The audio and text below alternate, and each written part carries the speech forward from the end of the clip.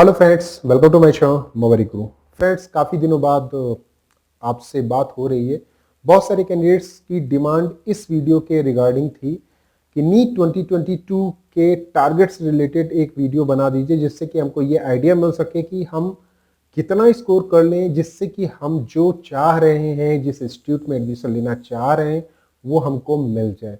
तो बेसिक मैं यहाँ पे आपको एक आइडिया दूंगा, क्योंकि एग्जैक्ट टारगेट कोई नहीं बता सकता है, क्योंकि बहुत सारे फैक्टर्स यहाँ पे इफेक्ट करेंगे। कौन कौन से फैक्टर होंगे ये भी हम बात करेंगे, क्योंकि मेरे वीडियो का मकसद केवल ये नहीं होता कि आपको मैं डिजिट बता दूं। डिजिट बताने से कुछ नहीं होता है, आपको ये भी पता होना चाहिए कि वो डिजिट आती कब है, वो डिजिट वैलिड कब होगी, और वो कब तक आपके टारगेट में रह सकती है। तो ये हम पूरा बात करेंगे। एक आपका जो स्कोर हो सकता है, जिसके रेंज में आपको सीटें मिल सकती हैं, वो हम बात कर लेंगे एक रेंज के हिसाब से, और वो कैटेगरी वाइज हम बात करेंगे। उससे पहले फर्स्ट टाइम चैनल पे आए तो सब्सक्राइब कीजिए, वीडियो को लाइक कीजिए और शेयर कीजिए।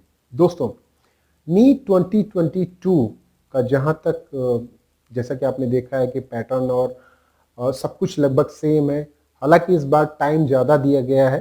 तो किस तरह से एक्सपेक्टेड स्कोर हो सकता है, अगर आप नीट 2021 के ही साथ आप नीट 2022 को एसोसिएट करके देखेंगे, तो जो आपका फिगर आता है, जो आपका डेटा आता है, हालांकि ये डेटा तभी वैलिड होगा जब कि जो फैक्टर हैं वो रिमेनिंग सेम होंगे। Means question paper level depend करेगा, नंबर ऑफ सीट्स इंक्रीज और डिक्रीज ये डिपेंड करेगी। Number 3, number of colleges, new medical colleges add होते हैं या फिर किसी को मान्यता नहीं मिलती है, ये भी फैक्टर होगा। तो 2-3 फैक्टर ये होते हैं जो कि फाइनली काउंसलिंग के टाइम में ये आपको पता चलते हैं। लेकिन एक मोटा मोटा मैं आपको बेसिक आइडिया दे सकता हूं कि क्या आप टारगेट रख सकते हैं। देखिए, जहां तक ऑल इंडिया कोटा की बात है, तो ऑल इंडिया कोटा में अगर आप 600 से ऊपर स्कोर ला रहे हैं, अब ये बात मत करिएगा कि नीट 2021 में लास्ट काउंसलिंग तक कितना गया क्या नहीं गया, वो बात अलग होती है। लेकिन एक बेसिक जो टारगेट होना चाहिए जनरल, ओबीसी और ईडब्ल्यूएस का, वो 605 टू 610 के करीब रखिए। हालांकि जितना अच्छा स्कोर आप लेके आएंगे, उतने अच्छे इंस्टीट्यूट मिलने के चांसेस बन जाएंगे। तो यहाँ पर ये मत सोचिएगा कि इतना ही टारगेट लाएं, मैक्स टू मैक्स कोशिश करिएगा कि आपका टारगेट हो। जहां तक एससी कैंडिडेट्स की बात है, एससी कैंडिडेट्स भी 500 के करीब स्कोर या 500 टू 510 के करीब रखें, तो वो ज़्यादा सही रहेगा। सेफेस्ट रेंज है, इसमें कोई डाउट नहीं रहेगा कि आपको सीट नहीं मिलेगी। इसी तरह से एसटी कैंडिडेट्स का है, तो एसटी कैंडिडेट्स भी अराउंड 485 490 या फिर उनका भी 490 टू 500 के बीच में अगर आप रखते हैं, तो आपको कोई भी दिक्कत नहीं होगी, आपको सीटें मिल जाएंगी through all India quota 15%। All India quota के थ्रू तो ये बात हो गई दोस्तों। इसके बाद अगर स्टेट कोटा की बात करें, ठीक है, तो स्टेट कोटा में तो स्टेट टू स्टेट डिपेंड करता है।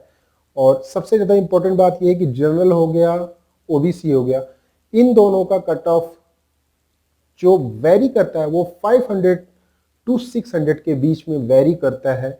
स्कोर ये डिपेंड करता है स्टेट टू स्टेट, ठीक है। कुछ स्टेट का 600 से ऊपर भी जाता है, जिसमें दिल्ली टॉप पे है। दिल्ली हो गया, राजस्थान का भी 600 से ऊपर जा सकता है। लास्ट काउंसलिंग की बात आप मत करिए, कि लास्ट राउंड की बात मत करिए, जो प्रॉपर राउंड होते हैं उनकी बात करें तो 600 प्लस राजस्थान। इसके अलावा अगर हम बात करें बिहार की, बिहार का भी लगभग इतना ही जाता है। हालांकि अगर आप देखेंगे तो ये धीरे धीरे कम होता है जैसे जैसे काउंसलिंग प्रोसेस नीचे तक जाता है। लेकिन टारगेट आपका रखना चाहिए 610 615 के करीब या 620 के करीब, जितना भी आप ला सकते हैं, ठीक है। दिल्ली की जहां तक बात है, तो दिल्ली में आईपी कोटा के लिए भी कम से कम 635 640 का टारगेट, डीयू कोटा के लिए भी कम से कम 650 का टारगेट कम से कम आपको रखना पड़ेगा, अगर आप जनरल कैटेगरी से बिलोंग करते हैं तो।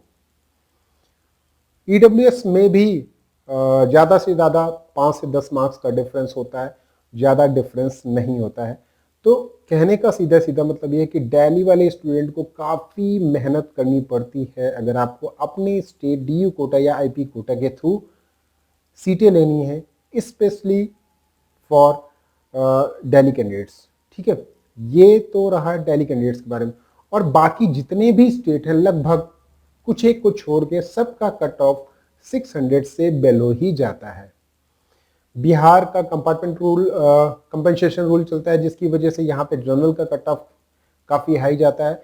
इसी तरह से राजस्थान का भी कट ऑफ हाई जाता है, लेकिन वो धीरे धीरे जैसे काउंसलिंग प्रोसेस एंड की तरफ जाता है वो कट ऑफ ड्रॉप हो जाता है।